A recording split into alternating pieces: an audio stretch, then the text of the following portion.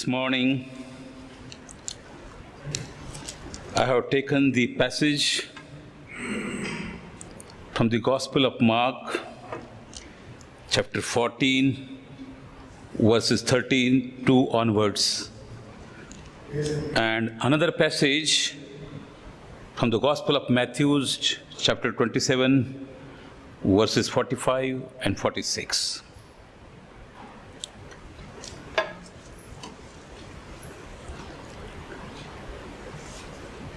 They went to a place called Gethsemane, and Jesus said to his disciples, "Sit here while I pray." He took Peter, James, and John along with him, and he began to be deeply distressed and troubled. "My soul is overwhelmed with sorrow to the point of death." He said to them, "Stay here and keep watch." Going a little further, he fell to the ground and prayed that if possible, that hour might pass from him. "Abba, Father," he said, "everything is possible to you. Take this cup from me.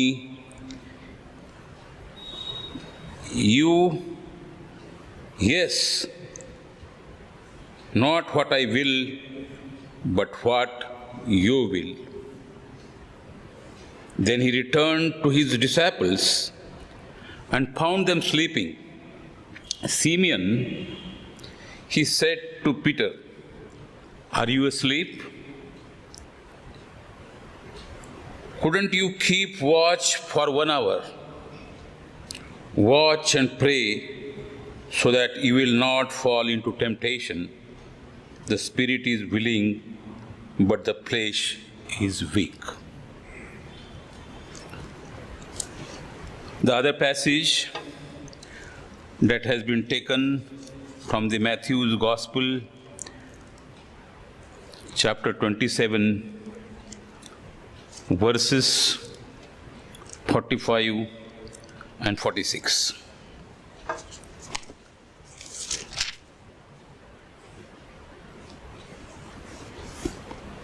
The death of Jesus. From noon until 3 in the afternoon, darkness came over all the land. About 3 in the afternoon, Jesus cried out in a loud voice, "Eli, Eli, lama sabachthani," which means, my God, why have you forsaken me?"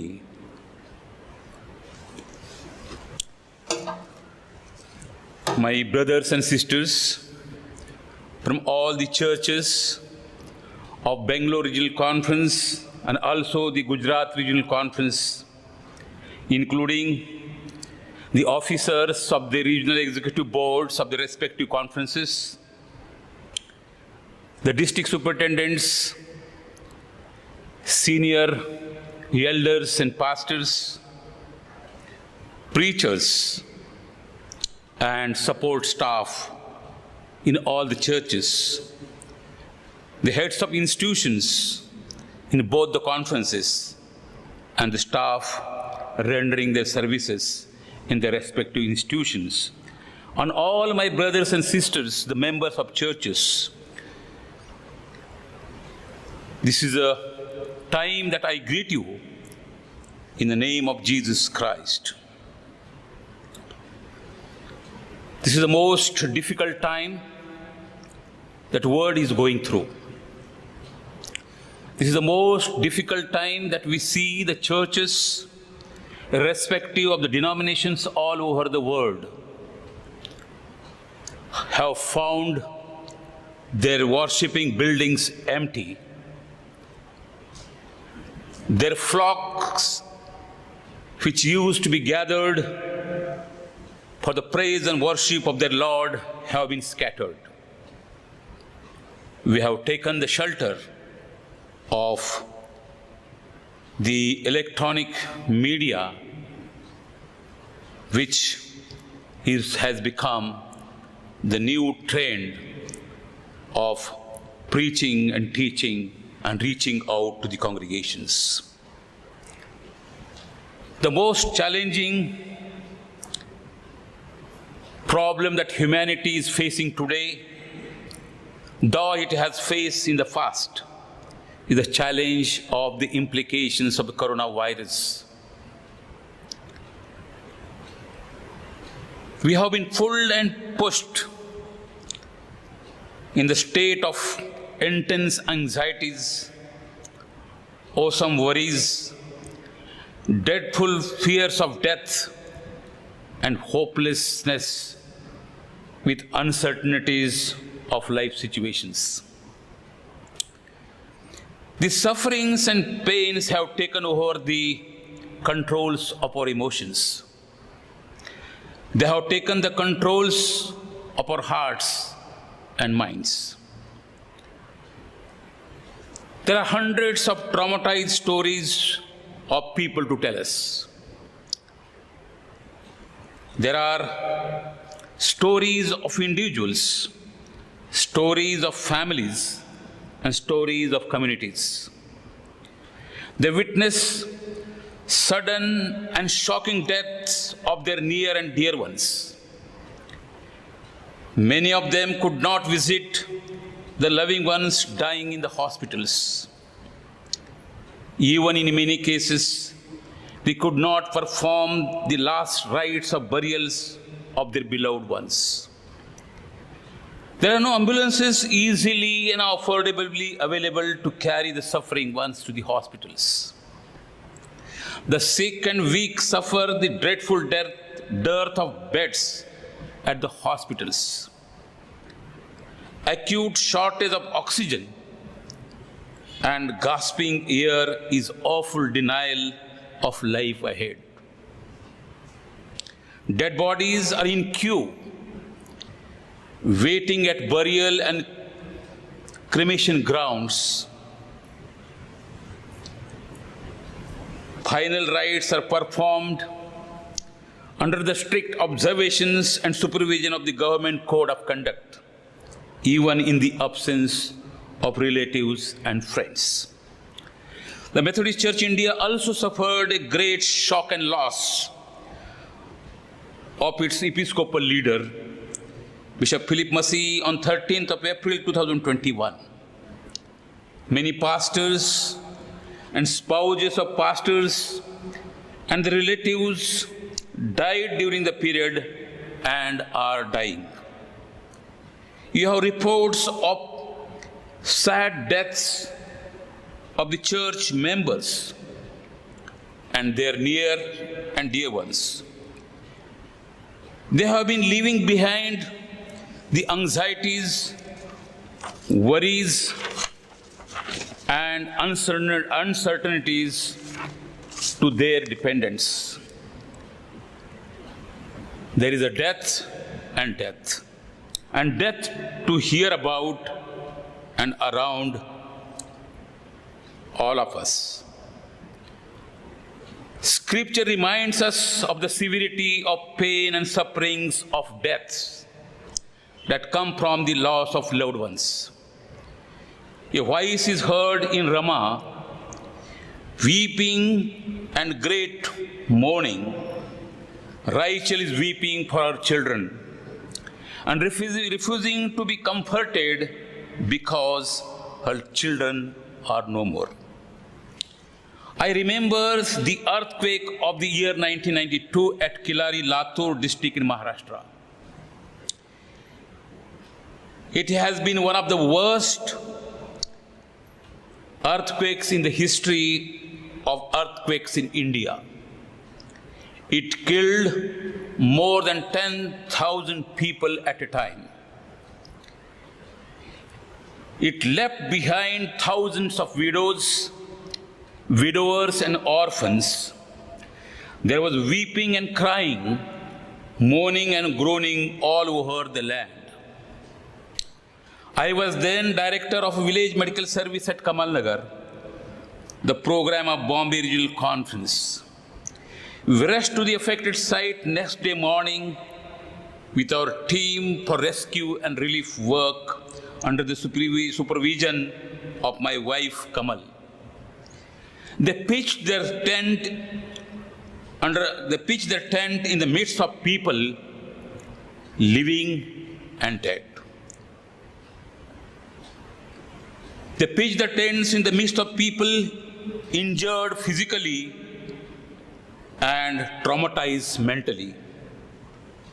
The dead bodies were removed as much as possible from the heaps of debris of destroyed houses. The spirit of people saved during the earthquake was crushed with overriding unbelief and godlessness. Like this, today, in the wake of coronavirus, its implications of deaths and deaths, there are horrifying pains and sufferings. People cry out for God. They cry out as they experience and feel the absence of God and His rescuing response that they pray for. They cry over the absence and silence of God. They bitterly feel the godlessness and being forsaken by God. They question, God, where are you? Where is God? Is He away from us? Why God is letting this happen?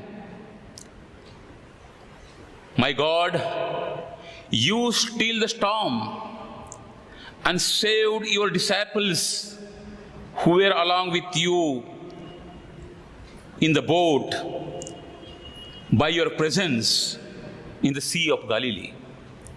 Why not now you intervene and remove the cuff of coronavirus from us? Does God shares our suffering? Does our suffering, the suffering of humanity, in any way affects God and moves His heart? These are the very two prayers of Jesus Christ that He made during His passion and death. These passages are generally read during the Passion Week, on the day of Good Friday worship. But I believe today these passages are important as we share the passion and death of Jesus Christ. These passages which are read unto you from the scriptures, they contain the two stories. The first prayer He made at the Gethsemane is taken from the Gospel of Mark, chapter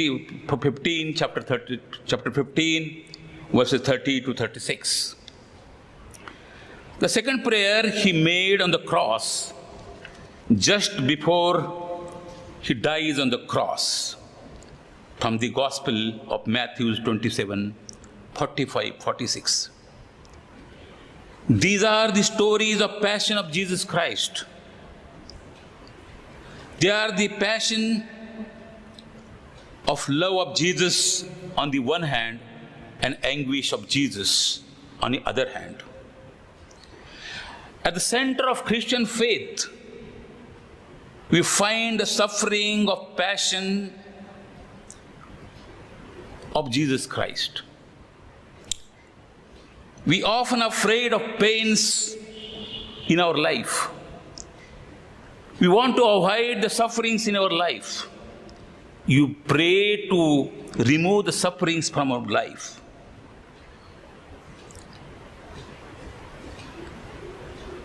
And we try to kill the pains by taking the painkillers. The life without the passion of suffering is not a Christian life. The passion of Jesus Christ is the overwhelming desire of Jesus Christ for preaching the good news, announcement and proclamation of the kingdom of God through healing the sick, liberating the oppressed, and forgiving the sins. Jesus had to suffer to preach the good news of the kingdom of God. The first story of passion and suffering of Jesus goes to the story of the prayer of Jesus at Gethsemane in Jerusalem.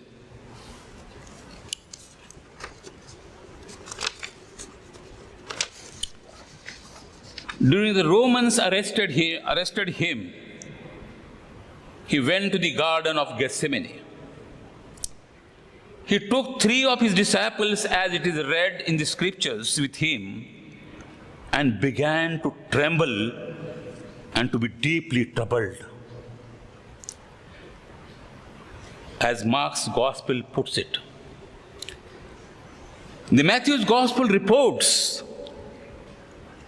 he began to be sorrowful and troubled. He says, "My soul is overwhelmed with the sorrow to the point of death." He asks his friends to stay with him and keep watch. Before you find him leaving his disciples, he goes alone for prayer. But now, before we find him leaving his disciples, he goes alone for prayer. But now, he does not want to be alone. He needs protection. Protection from whom? Protection for what? Then comes his prayer, like demanding for protection in a way from God. He prays, "Father, everything is possible for you. Take this cup from me." In other words, he is praying to spare him from his sufferings. In Matthew and Luke's gospel, this prayer comes in a modest way when he says, "If it is possible," or "if you are willing for." He always says that I and my Father are one. But hear the words of Jesus Christ during the passion and suffering. There appears to be the fellowship of Jesus Christ with God is shattered. His friends are separated from him, and they are in a deep sleep. He is singled out. He is isolated. The second story of the cross we find at the conclusion or the climax of the passion and suffering of Jesus. Once again, there is a prayer, and this prayer is most desperate. Most desperately, he cries out to God again, and he prays. At the 9th hour, when darkness has covered whole of the land, God has eclipsed the light and the sun,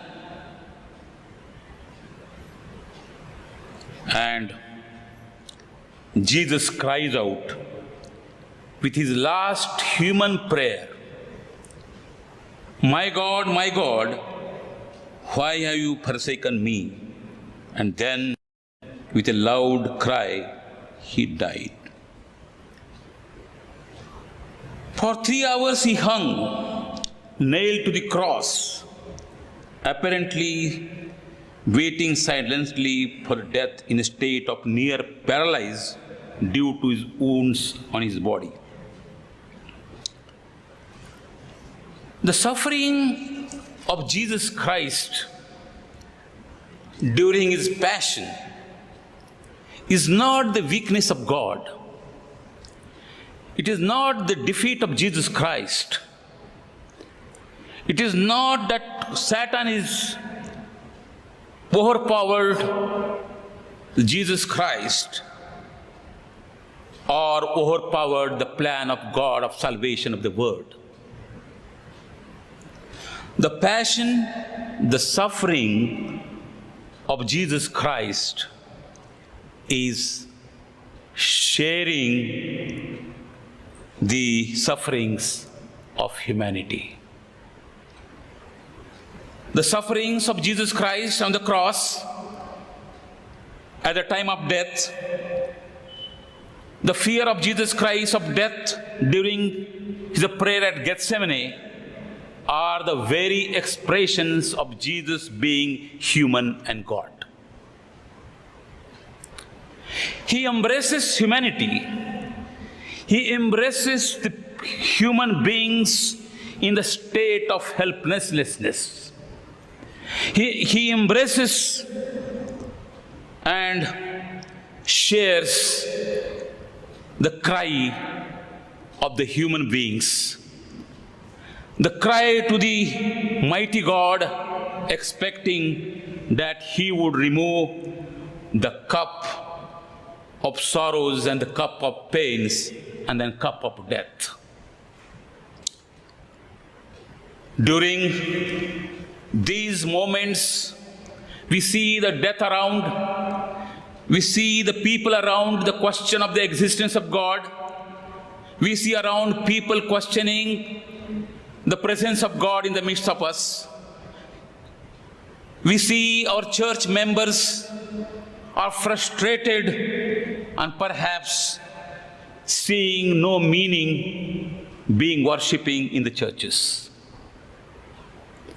This is helplessness of the human being confronting the death because of the coronavirus that is taking the victims of death every day.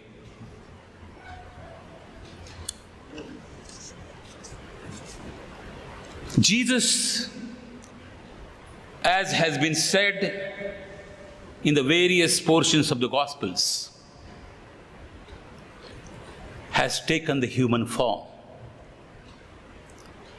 He pitched as a word became the flesh and pitched the tent in the midst of human beings, identifying with the poverty, with the weaknesses, and with the helplessness, and the identifying to the cry of the people to overcome the death and suffering.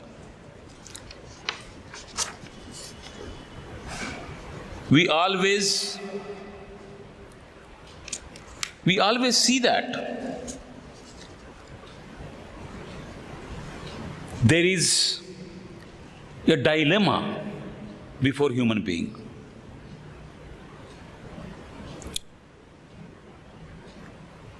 We see in our Christian life both the dilemma of belief and unbelief. There is a struggle within ourselves of belief and unbelief. There is a struggle of faithfulness to God and also being unfaithful to God in our life and practices. There is a struggle between the hope and hopelessness. Sometimes we say our God is a hope, but other side we are very much have the feeling of hopelessness.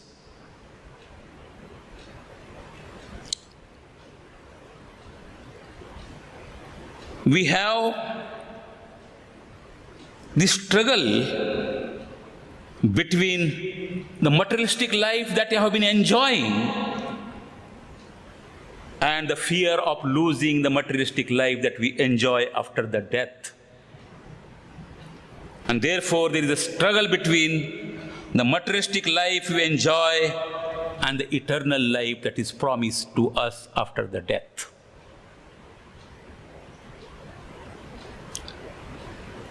And this dilemma of the human being, this dilemma of human being was experienced by Jesus Christ. Before he begins his ministry, he goes through the examination of his temptations. He knows that he is the one who is spared as the only begotten Son of Jesus Christ, to be one to be sacrificed for the plan of the salvation of the whole world. But at the same time, he has a temptation to be the most powerful one, to make people feel that he is powerful one and he can provide the life support and bread to them. He has a temptation to be like a king, that people worship him. For a moment he forgets his calling. He forgets the purpose of God in him. He forgets that if he doesn't overcome the temptation, that God's plan is going to be failed. But Jesus overcomes these temptations, which were the characteristics of being human. And there is struggle within him, the struggle of humanity and the struggle of divinity. But the divinity conquers over the temptations of the human beings. This is the first temptation that Jesus goes through, and he overcomes. He continues his ministry. He has a passion for the kingdom of God. And now we see again, before he dies, he goes through the feeling of temptations.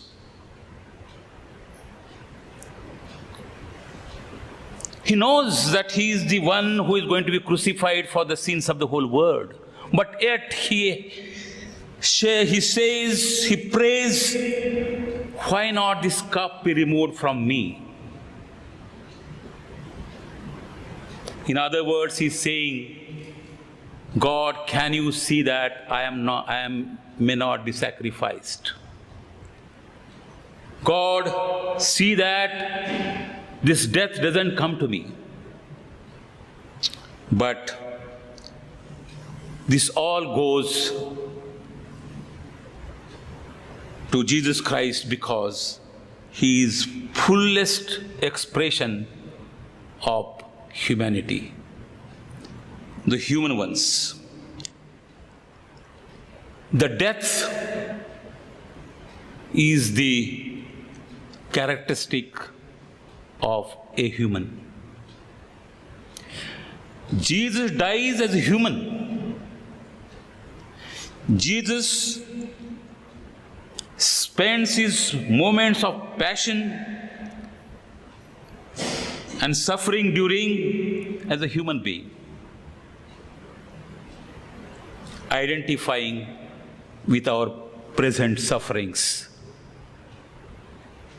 that we are going through, whole of the human race, whole of the world, due to coronavirus. As Jesus was afraid for the death, the whole world is afraid of death. As Jesus cries out that this cup to be removed, we all, the humanity, cries out to remove this cup of coronavirus. And Jesus embraces her. Jesus consoles us of being with us as human being and sharing our sufferings and sharing our fear of deaths and dying. This is not an end. Because now, after he prays and cries out, being abandoned by God, the chapter of humanity is over.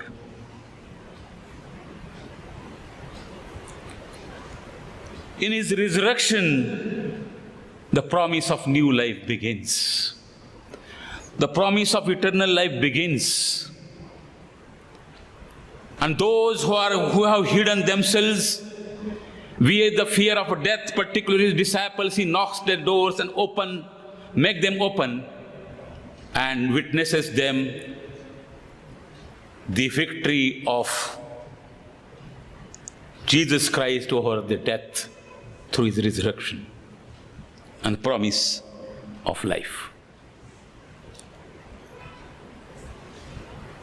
When Jesus was praying on the cross,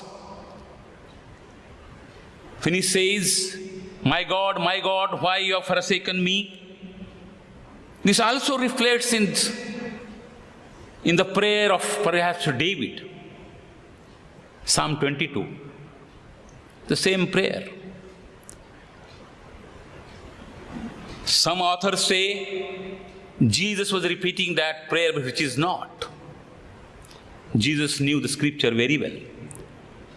But what we see, this prayer David is making to God, that why you have forsaken me, in chapter 22 of the Psalm. But next to the 22nd chapter, we have 23rd chapter of Psalm. David says, God is my shepherd. God is my shepherd and I have no want. Even I am going through the valley of death, I have no fear. This is the answer to the David, to his prayer. Our cry, the human cry to God of our situations, is for the promise of new life. The assurance of being with God, having eternal life. And today, during this most pandemic affected time, our prayer is that God is with us. Jesus, in his sufferings on the cross, shares the sufferings of humanity, shares the fears of humanity, and embraces all of us as other human being, consoling us and giving us a promise of new era, a new horizon of life that we see in the resurrection of Jesus Christ and conquer over the death. May God bless you. May God be with you during the most challenging moments of life of each one of you. We continue to hold all of you in our prayers. We continue to accompany to you, to be with you during your moments of distress, making the presence of pastors and God's servants. May God protect all of us. May God hear our cry, and may God bring us salvation and peace. Amen.